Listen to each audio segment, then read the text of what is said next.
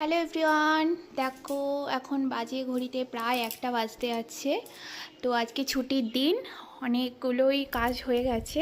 তো দেখো এখানে জামা কাপড় কাচা হয়ে গেছে, এখানে মিলে দিয়েছি। আর দেখছো বাইরে কত রোদ, মানে প্রচণ্ড গরম।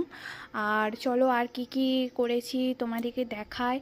বাট এখনও সব কিন্তু কাজ এখনও হয়ে ওঠেনি। এখন হচ্ছে ঘর পরিষ্কার করা আছে, দেখো কত এখনও পরিষ্কার করতে বাকি আছে। আর রান্না কিছু কমপ্লিট হয়েছে, মানে কিছু নয়, আর একটাই হচ্ছে, এখানে সয়াবিনের ঝোল হচ্ছে, হলেই হয়ে যাবে।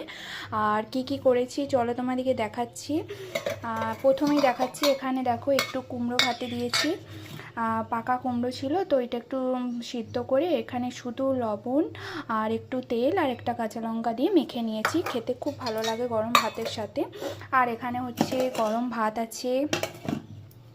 আর এখানে হচ্ছে এই যে পোস্ত করেছি, সিম্পল পোস্ত। আর এখানে হচ্ছে এখনও হচ্ছে সয়াবিনের ঝোলটা হচ্ছে, ব্যাস এগুলো হলেই হয়ে যাবে আমার দুপুরে লাঞ্চ। আর এখানে হচ্ছে এখনও হচ্ছে এরপর এগুলো হচ্ছে গুছাবো, বাগাবো। এখন হচ্ছে প্রচুর কাজ আছে, দেখতেই পাচ্ছ সিঁড়ি ঝাড় দিতে দিতে হাফ রয়ে গেছে। তো এগুলো সমস্ত কিছু পরিষ্কার করে নিই। আর একটা তো বেজেই গেছে। আর চলো এখন আর একটা জিনিস তোমাদেরকে দেখাচ্ছি, তারাও মানে কতটা কুড়ে হলে যা হয়, কুড়ে ঠিক মানে এই দেখো এই ঘরে এখন এই সমস্ত জামা কাপড় কিন্তু ব্যাগে ভরতে বাকি আছে। মানে সেই ঘুরতে গেছিলাম, তারপর থেকে সব কাচাকাচি করে এইখানেই সব রেখেছি। হ্যাঁ, সব কিন্তু নিয়ে যাইনি, এখানে কিন্তু কিছু এক্সট্রাও মানে আছে, সব কিন্তু এই ব্যাগে ছিল, সব বের করেছি কাঁচা রোদে দেয়া।